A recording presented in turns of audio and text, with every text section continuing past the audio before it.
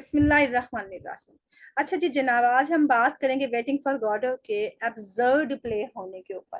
अच्छा, सबसे पहले तो एब्सर्ड को देख लेते हैं ना। ये जो वर्ड है ना, ये ड्रामे के साथ बहुत चलता है, क्योंकि फजूलियत में ये आ जाता है। इसका मतलब ऐसे आम अगर हम ट्रांसलेशन में जाएं तो इसका आता है फजूल, बेकार, जिसका कोई मकसद ही नहीं है। तो इस ड्रामे को एब्सर्ड प्ले क्यों कहा जाता है? क्या ये बेमानी है? क्या ये बुतुक्का है? क्या ये बेफजूल है? अगर ये ऐसा होता तो क्या इतना चलता? इतनी जुबानों में इसका ट्रांसलेशन होता। फ्रेंच जुबान से इसको अरबी में ट्रांसलेशन करते, उर्दू में ट्रांसलेशन करते, इंग्लिश में ट्रांसलेशन करते, इवन की हिंदी में स्टेज पे प्ले हुआ है ये। जिन दिनों मैं इसको स्टडी कर रही थी तो मैं इसका हिंदी वर्जन भी जा जाके देखती थी। आप अगर खोलेंगी ना वेटिंग फॉर गोडो का प्ले, तो आपको वहां पर यूट्यूब पे इसका एक्ट वाला, act wise drama as a film दिखाया जा रहा है। और इतना मजे का वो लगता है, इतना मजे का लगता है कि आपको वहां बैठ के समझ आ जाती है कि कितना अच्छा प्ले है। यानी बेतुका, बेफजूल, बेमानी नहीं है, लेकिन इसको एब्सर्ड प्ले भी बाज मेरे जैसे और हमारे जो बंदे जिन्हें समझ नहीं आता कहते हैं।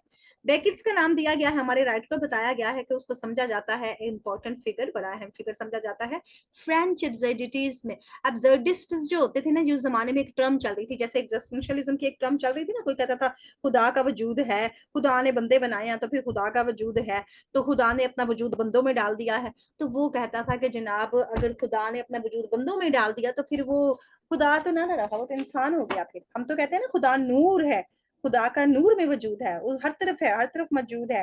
तो एब्सर्डिट्स जो थे ना, वो कहते थे कि दुनिया तो अब खत्म है, ना कोई अल्लाह, ना कोई दीन, ना कोई मजहब, जंग हो रही है, लोग कत्लेआम हो रहे हैं, लॉस्ट जनरेशन आ रही है, हर कोई कत्ल करने पे तुला है, ज्यादातों की ज्यादातें बेकार पड़ी हुई हैं, यानी दुनिया बेफजूलियत की तरफ जा रही है। तो उस जमाने में ये टर्म बहुत चल रही थी एब्सर्डिटी की। तो फ्रेंच में इसको बेकट को बड़ा माना जाता है।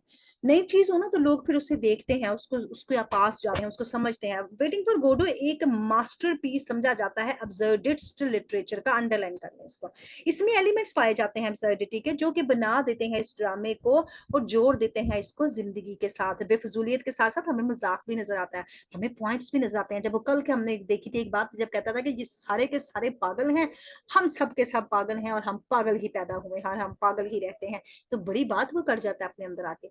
बेकर क्या करता है? कम्बैट करता है, वो एक टकराव कर रहा है ट्रेडिशनल नेशन के साथ जो कि वक्त की है। पिछले जो रिवायती वक्त आ रहा था ना, जैसे ट्रेजेडी आ रही है तो अरिस्टोटलियन ट्रेजेडी ही आएगी, शेक्सपियरियन ट्रेजेडी ही आएगी, उन लोगों के साथ ये लोगों का टकराव होता है जबकि नई चीज इजाद करते हैं। अब इसमें अटैक्स हो जाता है जनाब, दो मेन इंग्रेडिएंट्स आ जाते हैं इसमें। एक तो ट्रेडिशनल व्यू ऑफ टाइम आ जाता है, दूसरा जनाब हैबिट और मेमोरी आ जाती है। ट्रेडिशनल वे ऑफ टाइम वही वक्त जो हमारा दिन चलता है, रात होती है, संडे मंडे ट्यूसडे जनवरी फरवरी मर्चरी, मर्चरी कह रही हूँ, यानी महीनों के नाम, दिनों के नाम, वक्त जो है 24 घंटे, ये ट्रेडिशनल वे ऑफ टाइम है। इसके अंदर हमारी कुछ आदत होती है, हमने सुबह उठना है, स्कूल जाना है, कपड़े बदलने हैं, खाना खाना है, रात को आना है, सोना है, फिर उठना है, और फिर उसमें हमारी याद बन जाती है, आज का दिन कल का मासी बन जाता है। तो ये दो इंग्रेडिएंट्स जो होते हैं, जो इनके ऊपर अटैक किया जाता है, ये हमला हो रहा है इन अटैक्स के ऊपर, क्योंकि ये लोग ना सुबह को उठते हैं, ना अपनी आदत पे चलते हैं, ना इनके पास कोई मेमोरी है, ना इनको वक्त का कुछ पता है। यूजुअली टाइम तो ऐसे ही चलता है ना हमारा, जिस टाइम पे क्लास होती है हम उस टाइम पे क्लास में आते हैं। एब्सर्डिटी ये हो कि हम कभी 3 बजे आ जाए, कभी 2 बजे आ जाए, कभी 1 बजे आ जाए, कोई पता ही नहीं हम कितने बजे आ जाए। लिहाजा हम देखते हैं एस्ट्रागोन जो है वो मेन स्टोरी के अंदर हमें दिखाया गया है कि पोजो जो है वो एक एपिसोड बनकर आता है। एस्ट्रागोन का कैरेक्टर जो है उस पर पूरी कहानी चल रही है, वो गायब ही नहीं होता है कहीं पर, और व्लादिमीर भी गायब नहीं होता है। एपिसोड पोजो को इसीलिए कहा गया क्योंकि पोजो थोड़े टाइम के लिए आता है फिर चला जाता है। तो इसका मतलब है यहाँ पर जो टकराव हो रहा है ना, वो कन्वेंशनल नोशन का टकराव हो रहा है वक्त का और यादों के साथ। तो ये कन्वेंशनल नोशन कौन है? दोनों, ये एस्ट्रागोन और व्लादिमीर, और याद कौन है? पोजो और लकी आते हैं और चले जाते हैं। लिहाजा पोजो को अगर खास तौर पर देखा जाए तो एक दिन ऐसा होता है कि आता है जस्ट लाइक अनदर, वो कहता है एक पोजो खासतौर पे कहता है one day is just like another, एक दिन सेम दूसरे की तरह होता है। The day we are born, एक दिन जब हम पैदा हुए थे, indistinguishable from the day we shall die, और बगैर फर्क किए वैसे ही दिन आएगा हम मर जाएंगे। यानी डे के ऊपर वैसे गुफ्तगू करके जाता है। एक पोजो को पूछता है कि पोजो तुम अंधे कैसे हो गए, तुम तो ठीक थे। कहता हाँ, एक दिन आया, मैंने आंख खोली, मुझे कुछ दिखाई नहीं दिया, मैं अंधा हो गया। हालांकि ये खुद देखना नहीं चाहता, इसकी घड़ी गुम हो गई है ना जो दादा परदादा ने दी थी, अब उसने अपनी आंखें बंद कर ली हमेशा के लिए। मैं दुनिया को देखना ही नहीं चाहता, आंखें चुराता है ना, सामना नहीं करना चाहता मसाइल का। लिहाजा ये बात वाजिया हो जाती है कि जनाब जो वर्ड एब्सर्ड है ना, इसका मतलब है नॉनशल, अपोज्ड टू रीजन। नॉनशल बेकार, फजूल, बेअक्ल, दीवाना। और ऑपोजिट किसका है? वजूहात, अक्ल, दलाइल, इसका ऑपोजिट है। सो अब्सर्ड जनाब इसका मतलब ये हो गया, समथिंग सिली, कोई चीज बेकार, कोई चीज बेवकूफाना, कोई चीज बगैर मीनिंग के, कोई चीज मस्खराना, कोई चीज टॉपसी टर्वी। टॉपसी टर्वी होता है ऊपर नीचे। टॉपसी टर्वी का वर्ड बहुत प्यारा है, निकाल के रखें। सो ये ड्रामा जो है ना जनाब, वो क्या है? Having a cook and a bull, एक कुक और बुल की स्टोरी है। Would be called an absurd play, यानी एक हमारा जनाब वो मुर्गा लगा लो और उसके साथ लगा लो बुल, भैंसा होता है। तो क्या मुर्गा और भैंसा कभी दोस्त हो सकते हैं? वो उड़ता है, वो छोटा है, वो बड़ा है, वो दूसरी जनरेशन है, वो दूसरी जनरेशन है। तो लिहाजा ये एक एब्सर्ड प्ले है, क्योंकि इसमें दो डिफरेंट काइंड हमें दिखाई गई है। लिहाजा ये जो ड्रामा दिखाया गया है, लूजली कंस्ट्रक्टेड प्लॉट, प्लॉट तो इसमें है ही नहीं ना। मिस्टर अरिस्टोटल का plot beginning, climax and and, beginning, middle और एंड, ये आपके अरिस्टोटल आने वाले तो आपने प्लॉट की डायग्राम बनानी है, वो मैं आपको दूंगी उस वक्त। तो ये बिगिनिंग है, ये मिडल है और ये एंड है। ये क्लाइमेक्स होता है जब यहाँ पे कोई बड़ी पीक की बात हो जाती है और फिर आहिस्ता आहिस्ता गुत्थियां सुलझना शुरू हो जाती हैं। तो यहाँ पर क्या था? कोई गुत्थी सुलझी नहीं आज तक हमारी। हमें पता ही नहीं वक्त का, हमें पता ही नहीं टाइम का, हमें पता ही नहीं कल आया कि परसों आया कि 6 महीने बाद आया।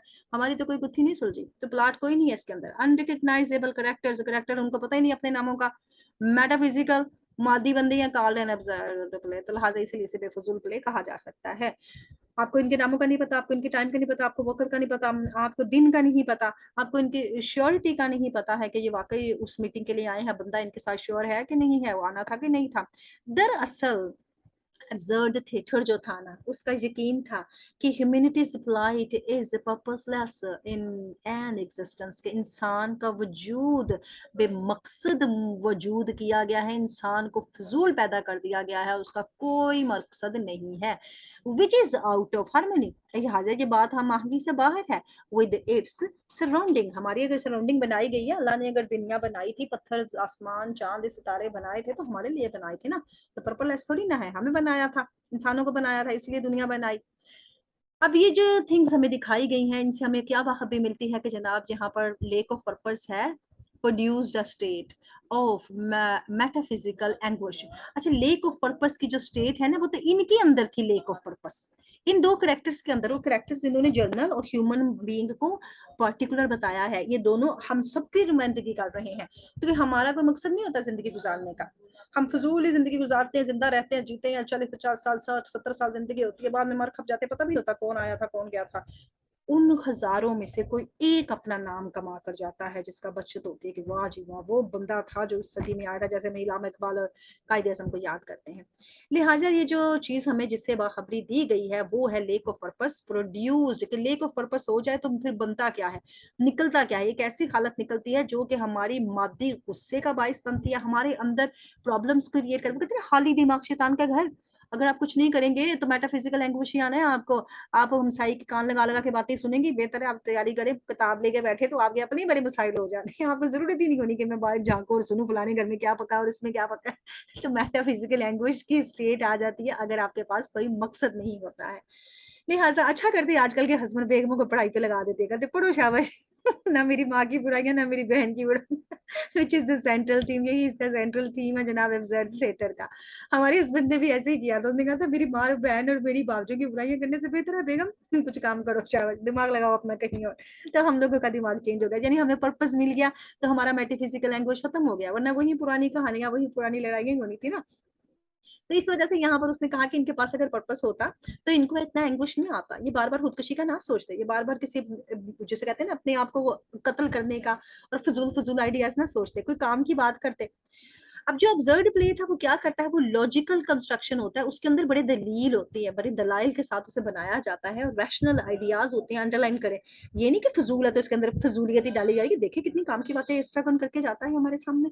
लॉजिकल कंस्ट्रक्शन होती है इसकी, रैशनल आइडियाज होते हैं, और इंटेलेक्चुअली इसे वाइएबल आर्ग्यूमेंट्स दिए जाते हैं, इसमें बड़े जबरदस्त दानशवराना किस्म के बहसों बहस किए जाते हैं, और अभी तक क्रिटिक्स बैठकर करते हैं, 100 साल से ऊपर हो गया होगा, और आर अबंडेंट पाए जाते हैं बहुत ज्यादा तौर पर, इंस्टेड rid of these, कि इरेशनलिटी हो इसके अंदर फॉर एक्सपीरियंस के हमें तजुर्बात से कोई मानी समझ ही नहीं आया है, लेकिन हमें तो एक एक बात समझ आ जाती है, और इसको जब स्टेज पर परफॉर्म किया जाता है तो सामने वाले को बताने का मकसद भी यही होता है कि अपनी जिंदगी का कोई पर्पस लेके आए। लिहाजा जो मेंशन किया गया है डिस्कस, अब हमने अब मेंशन कर दी है, उसका मकसद क्या था कि वेटिंग फॉर गोडो जो है जनाब एब्सर्ड प्ले है, for not only its plot is loose, इसलिए नहीं कि इसका प्लॉट नहीं है, बल्कि इट्स कैरेक्टर्स और आल्सो मैकेनिकल पपेट्स, के उसके कैरेक्टर ऐसे हैं जैसे मशीनी पपेट्स की तरह बने हुए हैं। एक जो होता है कठपुतली, कठपुतली है वो। देयर आई आयरोनिकल, यहाँ पर क्या वर्ड आ गया, देयर आई इनकोहेरेंट नहीं, इनकोहेरेंट है, यहाँ पर आई दूर चला गया। इनकोहेरेंट होता है जिसके अंदर वो नहीं होता जुड़ा हुआ ना होना, कोहेरेंट और कोहिजन, ये इनके अंदर रब्त नहीं है, ये आई इसके साथ है। इनकोहेरेंट एक कोलोकुअली उनकी बातों में इनकोहेरेंट है। मैंने आपको बताया कि वो बात कर रहा है, सूरज डूब रहा है तो वो उधर बात कर रहा होता है, हाय मेरा जूता ही नहीं बंद हो रहा, यानी उनकी बातों में कोहेरेंट नहीं है, उनकी जो बोलचाल है उसके अंदर सेम मैं सवाल कर रही हूँ तो जवाब कोई और आ रहा है, ऐसा है।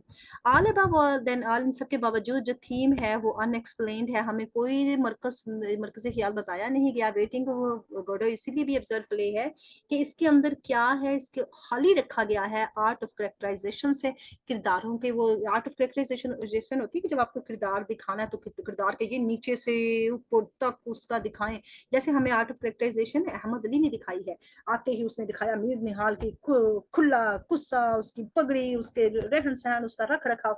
यहाँ पर तो हमें कोई ऐसा आर्ट ऑफ करेक्टराइजेशन नहीं दिखाया गया, खाली है ये ड्रामा।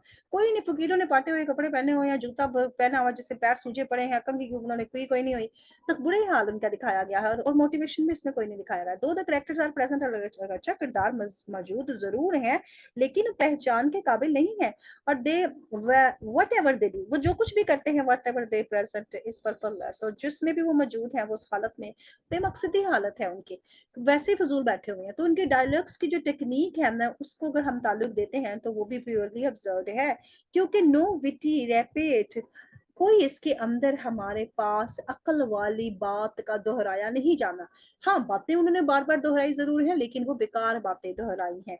और पॉइंटेड डायलॉग्स, डायलॉग्स ऐसे शार्प हैं कि चुभ जाते हैं आपका, मगर उसके अंदर हमें कोई ऐसी बात नहीं दिखाई जो हमें सिखा जाए, कोई हमें अकल दे जाए। वो तो हम आज तक डिस्कस ही करते आए हैं कि दोनों बैठे क्यों थे, दोनों गए क्यों थे, दोनों कर क्या रहे थे, बस एक ड्राम उसने एब्सर्डिटी और उसके अंदर उसने थीम अपना फलसफा एग्जिस्टेंशियलिस्ट का डाल के तो ड्रामा बना दिया। हालांकि आम सी बात है। अगर हम देखते हैं कि एक रीडर जो होता है या स्पेक्टेटर्स जो कि सुन रहा है ड्रामा, जो कि देख रहा है या कोई सुन रहा है, तो सिंपली इनकोहेरेंट बैबलिंग, तो वो क्या है, उसे लगता है कि ये बकवास कर रहे हैं, बैबलिंग होती है बड़बड़ा रहे हैं जिसमें कोई रब्त ही नहीं। ये इनकोहेरेंट, ये सेम वाला इनकोहेरेंट यही वाला स्पेलिंग है। which does not have a clear meaningful ideas, जिसमें कोई मीनिंगफुल आइडियाज नहीं आ रहे। लिहाजा ये जो एक्शंस और जो थीम हमें दिखाए गए हैं वो क्या है, किस is the levels of the absurd play, ये टच करते हैं किसके लेवल को जाके छूते हैं, ये छूते हैं एब्सर्ड प्ले के लेवल को, मीनिंगलेसनेस, पर्पललेसनेस, नथिंगलेसनेस। लिहाजा हम जब स्टडी कर चुके होते हैं इस ड्रामे की तो हमें पता चल जाता है दैट नथिंग स्पेशल हैपेंस, यहाँ पर तो कुछ हुआ ही नहीं है प्ले ड्रामे के अंदर, वही observe any significant change in the setting, ना ही हमने कोई देखी कोई यहाँ पर सेटिंग चेंज हुई, कोई सेट चेंज हुआ, इधर से उधर कोई चीज गई, ये इन्होंने जगह चेंज किया, ऐसा कुछ नहीं हुआ, सेम सेट।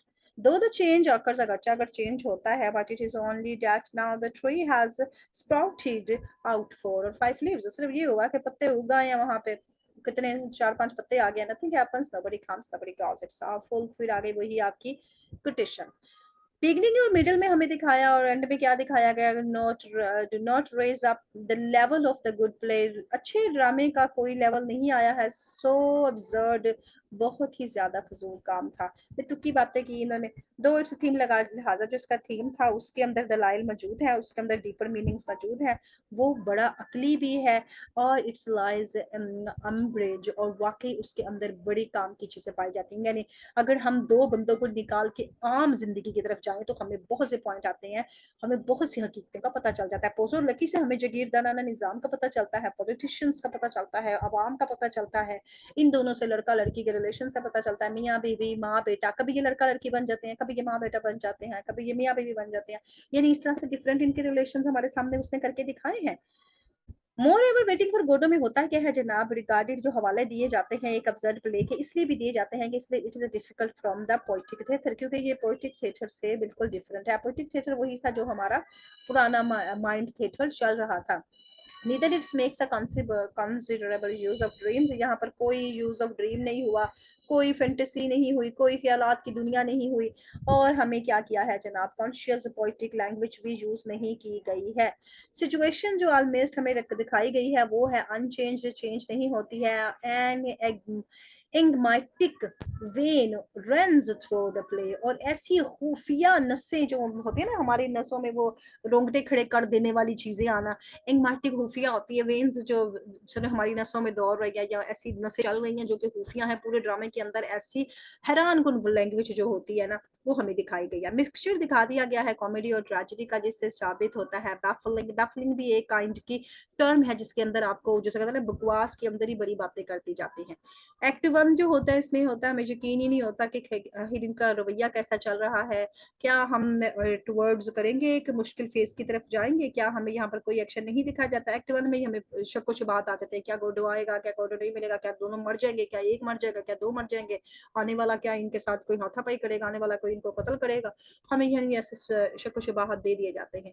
ये जो तरीका कार है, विच टू ट्रैम्प्स पास देयर टाइम। अच्छा यहाँ पर रास्ता आ गया, ये जो रास्ता है ये वो रास्ता है जहाँ पर ये लोग अपना टाइम गुजार रहे हैं। Seems they are passing their lives in a transparent reception, एक शफाफ धोखे में अपनी जिंदगी गुजार रही है। मैंने आपको पहले भी बताया था कि ये जो रास्ता है ना दोनों तरफ जा रहा है, सामने भी जा रहा है, साइडों पे भी जा रहा है, दाएं भी जा रहा है, बाएं भी जा रहा है, लेकिन ये शफाफ धोखा है इनका। खुद ही रुके हुए हैं, खुद ही हम हंसे उस घुमड़ में क्यों नहीं चले जाते, दाएं बाएं हो जाते उस जगह से, जान के उधर आके बैठ जाते हैं। Godot remains a mystery, Godot end तक एक मिस्ट्री रहता है, एक क्यूरियोसिटी रहता है और होल्ड करता है एक सोए। हमें उस होल्ड करके यानी हमें उस झूले को झूल के झूलना है और एवं ही उसके तासुर के इंजॉय करने हैं गोडो का करेक्टर। हियर वी नो, हमें पता तो चल जाता है कि जनाब दैट देयर एंडलेस वेटिंग को अंडर रैंक करेंगे, इंतजार इनका कभी खत्म नहीं होने वाला। ऐसे तीसरा एक्ट आएगा, चौथा एक्ट आएगा, पांचवा एक्ट आएगा।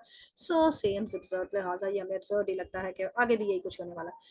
अगरचे ये जो हमें दिखाया गया है जनाब, कॉन्शियस दिखाया गया है ऑफ दिस एब्सर्डिटी, इस एब्सर्डिटी से हमें कुछ हकाइक का भी पता चल जाता है और हमें क्या महसूस होता है, टू एम्प्लॉय, ये हमें लागू किया जाता है कि ये जो रेस्ट ऑफ द वर्ल्ड है ना इज वेटिंग, सारी दुनिया इंतजार कर रही है किसी ना किसी चीज का। ये वो कह जाता है कि पूरी दुनिया इंतजार में है, कोई नतीजे का इंतजार कर रहा है, कोई सैलरी का इंतजार कर रहा है, कोई बेबी का इंतजार कर रहा है, कोई अच्छी शादी का इंतजार कर रहा है, कोई अच्छे शौहर का इंतजार कर रहा है। यानी हमें ये बताया गया है कि हर कोई इंतजार कर रहा है, which are more absurd and also uncertain. तो वाकई ये बेफजूल सी बात है और गैर यकीनी सी बात है। हम बैठे होते हैं कि हमें ये मिल जाए, एक चीज मिल जाती है, हमें अगली चीज की लालच पड़ जाती है।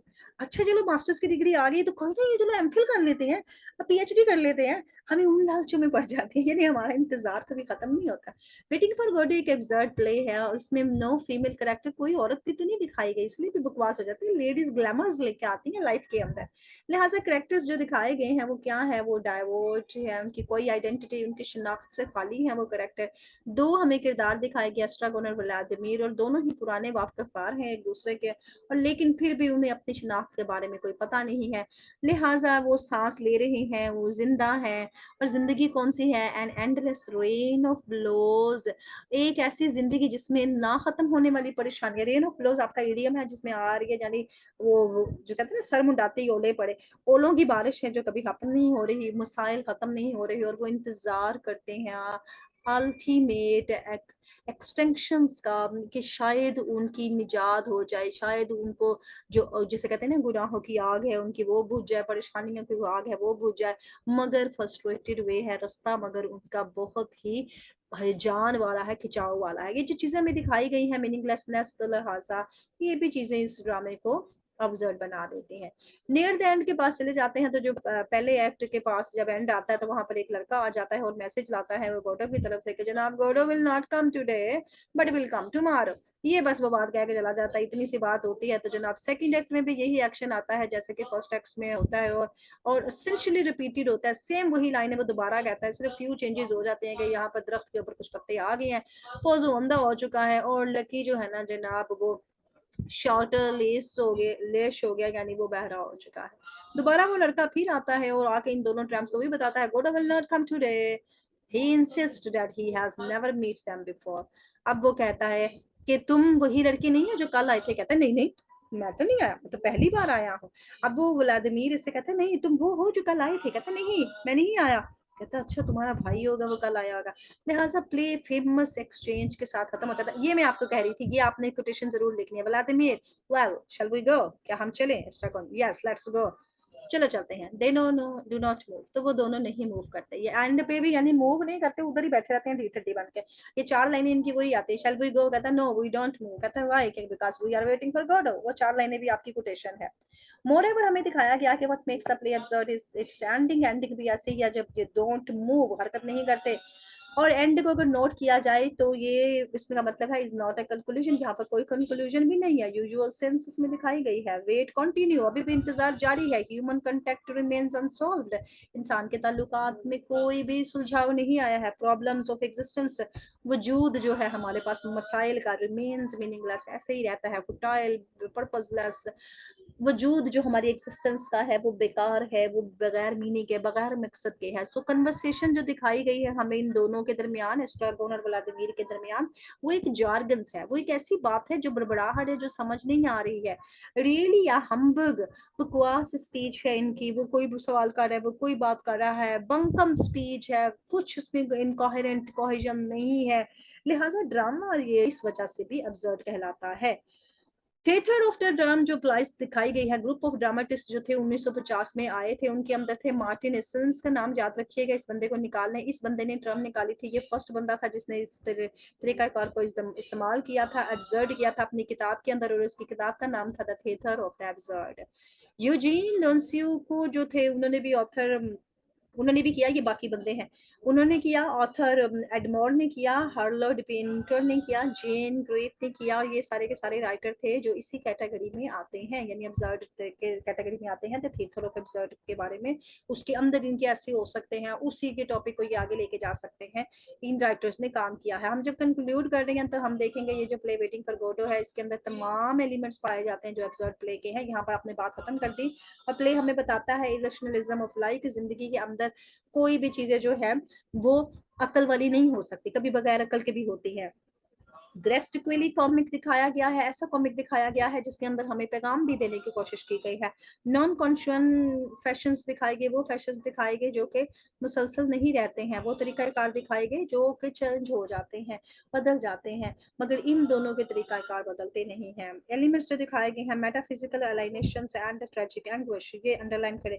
हमें दिखाया गया कि हम इंसान एक दूसरे से दूर हैं, और हमारे अंदर जिसे कहते हैं फुकदान है मकासिद का, पर्पस का, और जिसे कहते हैं, समझ लें कि आप जिंदगी गुजारने के हमारे पास कोई तरीकाकार नहीं है, कोई ख्वाहिशें नहीं है जो हमारे पास ट्रेजिक एंड का बाइस बनती हैं।